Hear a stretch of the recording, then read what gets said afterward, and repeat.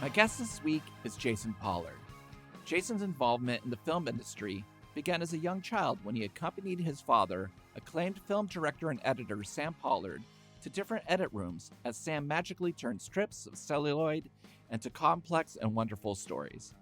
He graduated from the Tisch School of the Arts with a BA in film and TV and an MA in cinema studies, and since graduating, he has worked his way up from working on documentary films and TV series to editing many acclaimed documentary films, including 2007's Pete Seeger, The Power of Song, Sing Your Song, which premiered at the 2011 Sundance Film Festival, Slavery by Another Name, which premiered at the 2012 Sundance Film Festival, and the Netflix documentary Get Me Roger Stone, which premiered at the 2017 Tribeca Film Festival. Since then, he has edited on documentary series like Who Killed Malcolm X and Rapture for Netflix, and worked with Henry Louis Gates on his Black Church and Black Gospel series for PBS, co-edited Louis Armstrong's Black and Blues for Apple TV, and transitioned to directing with the documentary we're discussing today, Old Dirty Bastard, The Tale of Two Dirties for A&E. And it gives me great pleasure to welcome the Revolutions Per Movie, Jason Pollard. Hi, Jason. Hey, Chris, how you doing? Great to be here. I'm thrilled you're here. This is amazing. I was telling you before we got started, at my video store, I had so much of your dad's work, whether it was the documentaries that he worked on about Sammy Davis Jr. or one of my favorite films, Style Wars, incredible documentary. And then all the work he did with Spike Lee, More Better Blues and Jungle Fever and Clockers. In the intro, I alluded to the fact that you grew up with the knowledge of your dad's work, but do you have any early memories of being really aware of what your dad did for a living? Oh, definitely. From I would say age 6 or age 7, let's say 7. My dad used to work for an editing company called Valken. Okay. And what Valken was like a post-production house, editing house, where they work on a number of different documentaries.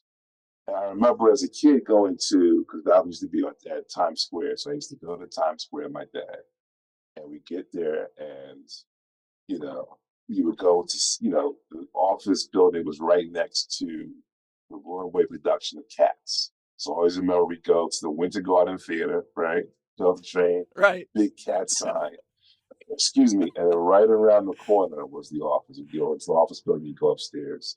And I always say to people, this is back then. I won't say my age, but when I would go there at Times Square, it was a very different place. And I would go up to the, whatever floor the office was on. The office was on. I always remember seeing out the big windows. If people familiar with Times Square back in the day, the Triple X Theater, yes, marquees outside.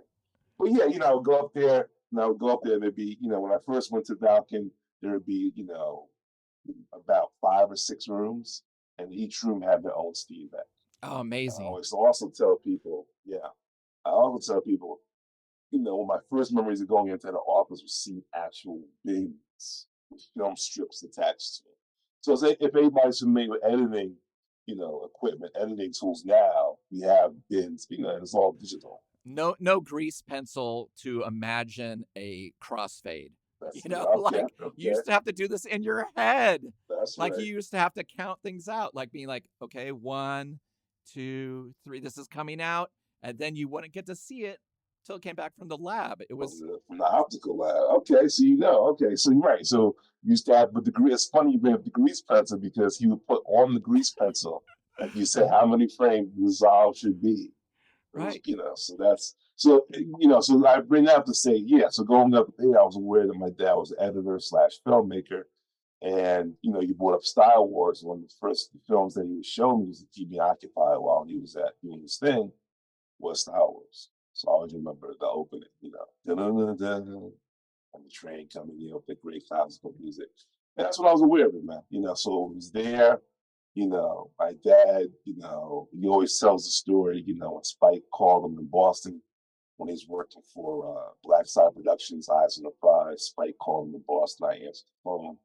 I said, this guy named Spike calling me dad. I don't know who this guy is. But, so my dad took me to Boston. I went to Boston with him. We for Eyes on the Prize. So work on that. So working with Spike, I was lucky enough to be on set for Mo Better Blues. He took me on set for Mo Better Oh my Blues. So that's my God, first, incredible. first time being on a really big movie set and seeing how everything went down. So, always aware from a very young age about what my dad did and, his importance in the industry. Yeah. And, you know, both my parents are very creative types and they're listening right now. Hello. But I'm going to tell you now, it would be hard for me to work with them, in terms of Right. the dynamic. And So, you and your dad, you know, created this, Old Dirty Bastard, A Tale of Two Dirties documentary together. So I want to get into that a bit, but like, what was the genesis of this project? the estate came to Pulse Productions, which is a production company in the UK and Los Angeles. And they said, look, you have this never before seen home video footage of Dirty. And, we figured we'd like to, this is kind of the foundation of a film we'd like to make about it. Pulse, because Dirty is who he is, and Pulse saw the footage and they jumped at the opportunity to do it. And then, honestly, they thought of my dad, and they reached out to my dad and said, hey, we want you to do this film about ODB. And then my dad reached out to me and he knew I wanted to make the transition from editing to directing and said, hey, you want to do this film about ODB? I'm not quite sure who he is. I've heard of him before, but I'm not, Sure. I'm not as big a fan as you are. And, when they offered me the opportunity, I jumped at it. So the both of us then interviewed with Iceline and Messiah and Nicole over Zoom. And, interview went well. And then the rest, as they say, is history. A&E picked it up, fortunately, and we just started doing interviews and, putting the film together. So, So how did you delegate as a two-person team? um, my dad, look, my dad took the lead with, getting production rolling. What, he gave me notes on structure, interviews, interview questions. But for the most part, for a lot of this is the yeoman's work of just doing the actual interviews, going to locations. You really put that on me. And then he would just check in and say, it's okay. If he wasn't on the shoot that day, he'd log in through Zoom. He always reviewed the questions. If there was something not happening, even over Zoom, he would call me and say, hey, continue asking this question or do this or go this way or continue with this emotion. And then also in the edit, he was pretty much, not pretty much, he was a supervising editor, meaning, and I know what you're saying about working with your parents, and I agree with that to some extent, but And I love them. I'm saying I it right know, now. I know. It's tough though. It's tough. But the truth of the matter is that, one, I don't have a career without my dad. And two, Yes. I edit just like him. He taught me how to edit. So I wondered. Yeah.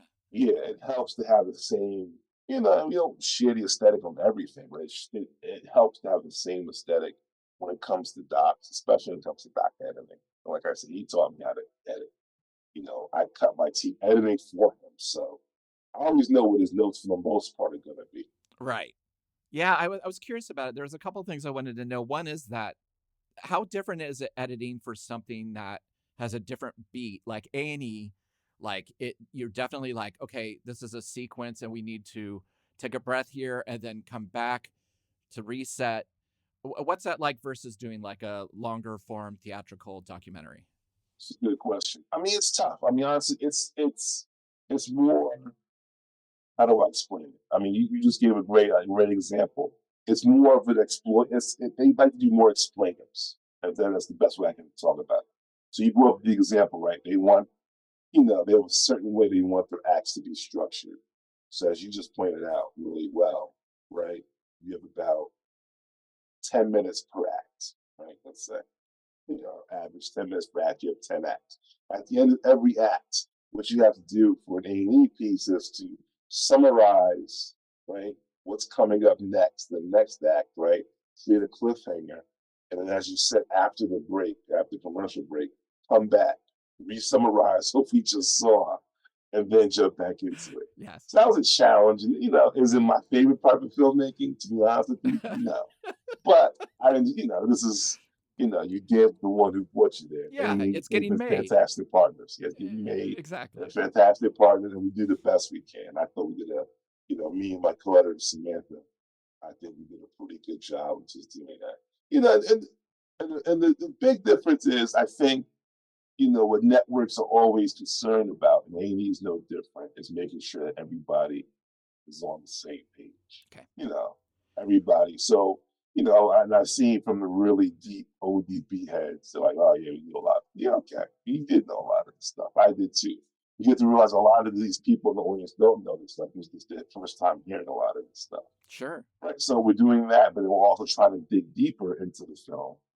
So not only do they want us to really sit up and explain ODB and but they also want to really just, put a lens on, who causes the minds. Was it all just, self-caused? Was it all just him doing it to himself? Or what role did the media have? What role did Wu Tang have? What role did people around him have in his, fall from grace? Yeah, it's also incredible how much archival personal footage you have from Iceline, who was, old dirty bastard Ason's wife. And this is also kind of the beginning of documentary subject matter being able to be told through piles of, home video footage. You don't need reenactments or animation as much anymore. You can actually see the children, you can see where they lived, you can see the parents, you can see the the moments of them on cable access coming together as a group Mm-hmm. instead of just alluding to it. So how does that shape it, and how did you go through all that footage to decide how you wanted to tell the story? I mean, as you said, that archival is just so key to understanding who the group is and who the man is on, and more importantly, off stage. So, myself, like I said, my co-editor Samantha Kahar, the assistant editor Claudine Brantley, we all just took pieces of the footage, went through it, and made selects. That's what you do with any kind of footage, no matter how many hours you get. You just kind of try to get through it as quickly as possible. And as you're looking through it, I would tell Sam, I would say, hey, Sam, the co-editor, not my dad. I would say, Sam, look through for any really moments that really, emotionally stand out to you. Right. So she really liked his family singing outside the stew. Yeah, And ODB's running. That's fantastic. I really like the stuff in the car when they go to the amusement park, they're spinning the wheel. I love the amusement park stuff. Yeah. It's great. Everybody loves that stuff. We all like the stuff when not only when he's on stage performing, when he runs off stage. Yes. People are following. It's great. Yeah. It's ODB and it's Wu Tang, so it's fun to look through all that stuff, man. So what was your introduction to Wu Tang? My intro to Wu Tang was 1992, freshman year in high school, and I went to this private Catholic high school. Right, not a lot of black people there, and I remember there was like a summer. It was like a summer like welcome to the freshman party, something like that, right? And they had a DJ, and the DJ was playing the Wu Tang song "Protection Net." And I swear to God, Chris, every kid at that party knew every word to this damn song. I was like, what is this song? Everybody knows. Right. I've never heard this song in my life. It's, like you said, it's the Peabody samples. It's all of these guys rhyming. These kids knew every word to it. I was like, I missed the boat. Yeah. I totally missed the boat on this song. I was like, you get that FOMO feeling like, oh God. So I forgot how. I think I even got the single Right. on the radio, and I taped it. I had I had the radio to the cassette players. So I even taped it. I bought the single, and I swear I memorized every lyric. I played that damn song over and over and over again. As I'm going back to school, I'm gonna know every lyric. It's like it's a whatever minute. It's a 9-10 minute song. Yes. And that's it. I know every lyric to that song. I know. And that was the intro. And there was this, there were two people. It was Method Man, obviously, because he had that voice and that swagger. Yeah. And he had the single. And he had ODB on Shame on the N-word. He just had this crazy, as we say in the film, off kilter style. He's screaming, he's yelling, And then, And it's funny because the film, that's why I really enjoy about the film. I'm trying to convey my excitement discovering Wu Tang. And then, so for me, it was, you hear the album, you're excited, all this is happening, but these guys stand out. It's Method Man, he comes out with a solo album. When his solo album came out, I bought that the first day. Yeah, one of the greatest thrills in my adult life was walking up to the house and hearing my daughter playing Liquid Swords at full blast and just being like, yes, it never ends. That's This is right. That's killer. right. That's right. But it is amazing to think about Wu-Tang, a super group out of the gate without anyone knowing who they were yet. But it was all there. I mean, there's very few musical acts that were like that. The Beatles all had solo careers that were on that level, but very few bands like have one album where everyone is a star. Yeah. It was it was hard to convey that excitement. That's what we try to do with the piece. Yeah. As you said, everybody being a soloist, the plan for everybody to have their own solo. It was just we couldn't conceive. I couldn't conceive it back then. I was just like, this is the most amazing thing I've ever seen in my life. What do you mean they all have solo albums? Are you serious? Oh, okay. I'm getting off the solo. Then they come back as a group. It was amazing. It just and that's shout out to the RZA. That was just the RZA's plan. His plan just it came together, beautiful. Yeah, I wanted to ask you about the importance of radio in the New York rap scene. Because, they were an underground band, very DIY on a small label, and they were fans of, local radio and trying to kind of just show up and be like, play our record, and them Right. falling in love with them like these kids just showing up in the studio. And again, it is amazing. I always forget musicians are kids when they often start. I always forget they're so young. What is the importance of New York hip hop radio at this time and kind of propelling people into careers? I mean, when I was coming up for me as a fan, New York radio was just vital. Like without New York, I mean, you could that's how you heard people. That's there was no. I mean, I'm just like a cliche old guy, but there was no Spotify, there was no streaming, there was no this, there was no. You just I'm always amazed how music nowadays becomes quote unquote viral. My daughter loves Sabrina Carpenter. It took like a year to get that. I was like, oh, what is this? Okay, okay, I don't like this, but okay. But it's a whole different thing now, right? But instead of YouTube, Spotify, streaming, etc., we had Buckmaster Flex, 10 p.m. to midnight, and then we had the weekend show Saturday. So when we got Flex, it was a thrill of my life. That's my formative years of listening to Flex play, Big Unbelievable with Biggie rhyming on it, or playing Wu Tang. Like I mean, we couldn't clear it, but there's a great. He found this great thing on YouTube where he has RZA and ODB up there. Flex is scratching, and RZA's rhyming. And OD, it's amazing. And that's what Hot 90. Not just, I mean, Flex was the biggest personality then, but just Hot 97. Ed Lover. They literally defined the culture of just early to mid 90s, even late 90s hip hop. It was just them. In terms of their legacy, they basically radio also tore them down for a period too, by them basically just saying like, I can't remember what radio station was, but they basically were playing a giant festival that they were sponsoring. They're like, fuck this station. Yeah, so it's Hot 97. Yeah, so yeah, they said that's what Hot 97. I used to start playing their stuff. Yeah. And it's true. That was like the downslide. And again, to show how essential New York radio was. With Hot 97 not playing you, it was like a death sentence, a death knell. So yeah, well, the industry is so interesting because there's a really intense part in your documentary where Dante Ross talks about Old Dirty Bastard. He says he was not built for fame and fortune and success. Very few of us are. I don't know. That's just a very upsetting thing to just be like, yeah, he wasn't made for it, but he was part of the system. I don't know. The film is full of moments like that where you just see people not caring in a way, for lack of a better word. Do you know what I mean? that's exactly right. I mean, that's the point we were really trying to make.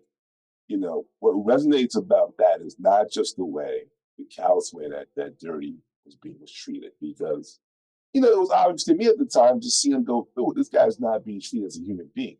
He's being treated as a headline. He's being treated as a spectacle. Rather than people caring about his well-being, it's just, okay, what other crazy thing can Dirty do?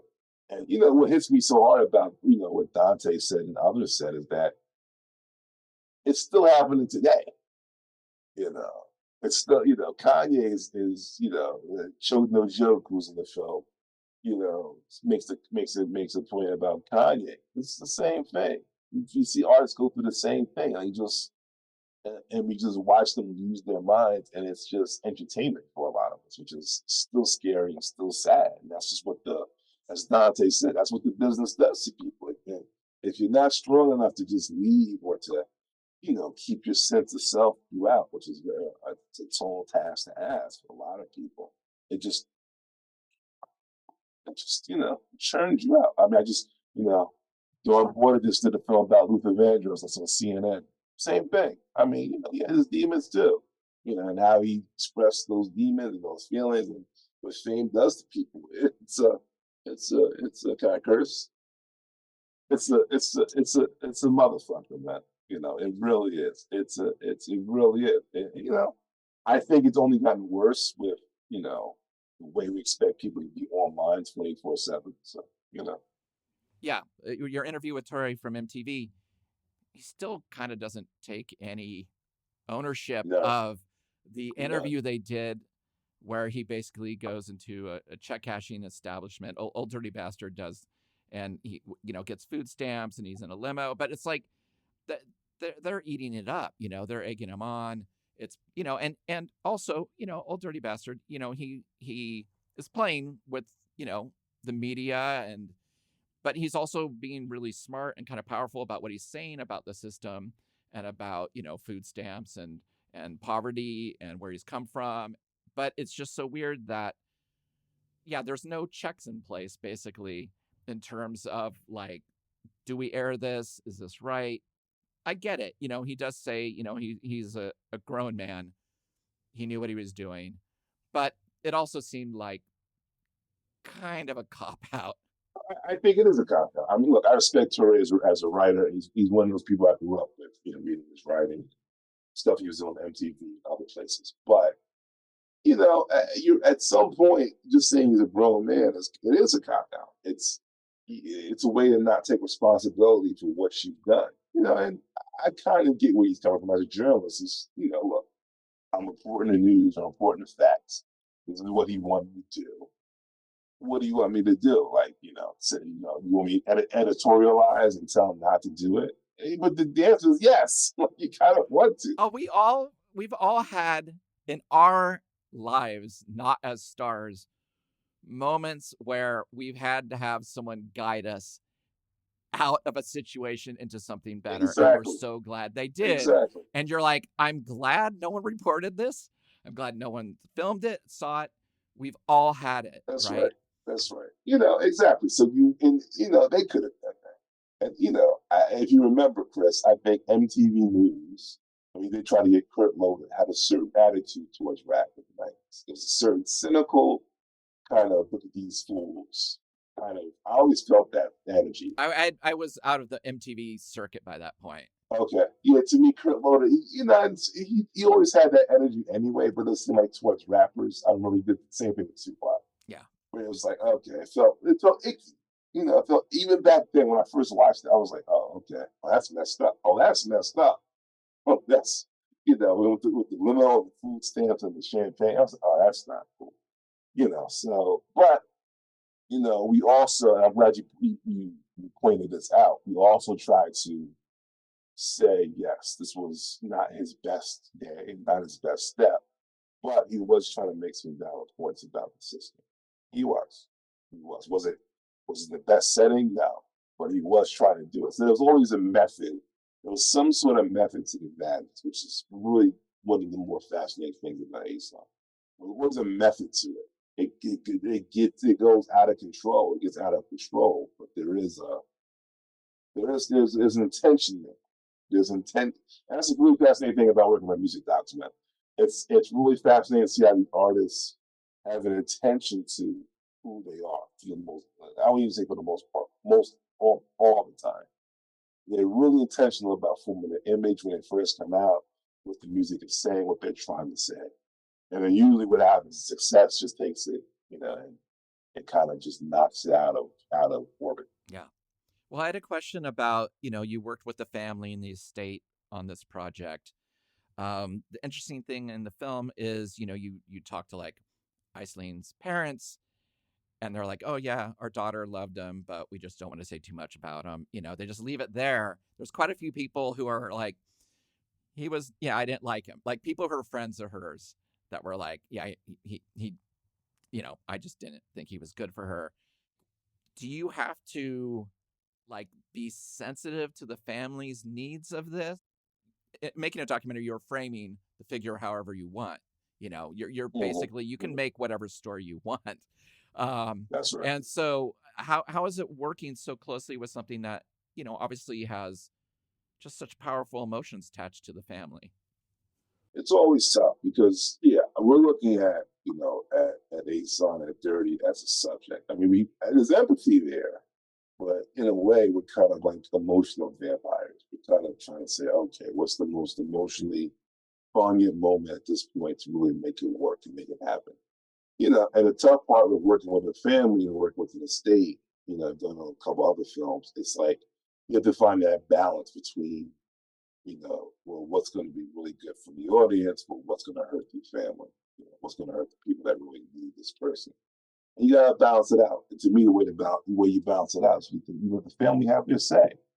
I mean, with this film, the family, objected to one or two stories that we had to take out. And they, would I prefer that those stories were in there? Of course, but what are you going to do? Without them, there is no film. So I have to do that. Just the human being do to respect their wishes. Yeah. So, it's always tough to find the balance, but the estate was great. For the most part, they let us do our thing. Like I said, they had a couple of objections here and there, but for the most part, everything, that we wanted to do, they understood. And then honestly, it really didn't hit me, Chris, until we did a premiere at um, the American Black Film Festival down in Florida, and that was the first. And I forgot. I think Messiah Nicole told me, but that was the first time the family had seen the entire film. Like Iceland had just seen some rough cuts, and she gave some notes, but the kids hadn't seen it, and I didn't realize it. So sitting in the front row with them a couple of seats down, I'm like, holy shit, and just it colored the film in a completely different way. Right. It just because you could just feel, and that's the great thing about films, man. When you work on a film and then, in front of my computer here and I'm cutting, there's one sort of emotion, but when you're sitting with some people, whether it's 5 people or 20 or 100, you feel everybody's emotion as the film progresses. I love that part about filmmaking, right? So that night, it was just tense, man. Oh, It was especially at the end. I hear his oldest daughter, she lets out this wail, like the scream. I said, "Oh shit, oh man," and that's when it hits you. This is, it's a powerful tool we have as creators, and we forget that sometimes. But you know, so very good experience. but they're trusting you. I mean, the his children in this film, they're adults now, obviously, but they're so open with, their memories, the highs and lows, and the tragedy, obviously, and being so immediate to it. Um, Mhm. yeah, I thought it was really, you've definitely, they trusted you in a way that I just thought was rare in a lot of documentaries. So I gotta give you a secret, Chris. So I didn't do those interviews with Iceland and the kids. That was Messiah, who helps run the estate. He did those interviews. So when we started production, those interviews were already in the can. Okay. That's how they. So the smart part is that Messiah got them to open up like that. So that was good. And then I did re-interview Iceland And I did re-interview some people. They wanted to do some other points. Right. But all those really emotional points, it was, and this is, to me as a filmmaker, you have to just be open to other people's contributions to your piece, or to the piece as a whole. You Right. know, Messiah did a fantastic job. That's why they opened up. Honestly, I have to give him credit. They opened up to him. So if you get footage like this that is just so raw and unique and personal, does that then shape everything else? Oh yeah, oh yeah. Because one of the first scenes Samantha cut was that last scene when they talk about ODB dying. That was one of the first things she cut. And way she cut that is pretty close to what you see now in the finished film.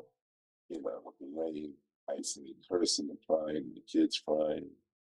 And once you see that, you're like, oh, this is what we got in our hands. This is going to be near the end of the film. Okay, how do we maintain that energy and get to that point? Right.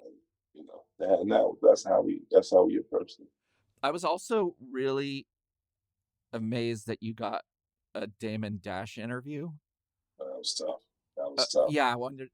Can you talk a bit about that? Yeah, so another filmmaker, Daphne, shout out Daphne. So filmmaker Daphne, who had interviewed Dame for her film, her documentary. It's just funny, it's a small world, it's doc filmmakers. Sure. So she interviewed Dame for her film about fathers and sons. She had Dame with his son. Um, so she had Dame's contact information. So, as we're trying to reach out to people, I reached out to her, hey, we want Dame, yada, yada, yada. So, we're both texting Dame, no response, no response, no response. And then randomly, I was at like an editor mixer, editor party, editor get together. And she texted me in the middle of the party. She's like, I got Dame. They could talk in like 10 minutes. I'm like, okay. Wow. I got to leave the party and go in my car. And then she puts me on a conference call with Dame. Talk. And, Dame, he agrees to the interview. He's like, yeah. Dame. All right, very, he's like he is in the film. Yeah, that's intense. Yeah. So people who don't know, he owned a label called Rockefeller. Is that right? That's right. And the day Old Dirty Bastard got out of jail, he just shows up with a contract. He's like a new manager. Is it right? That Not kid. A manager, but he's signed. That's right. Yes, he has a new manager.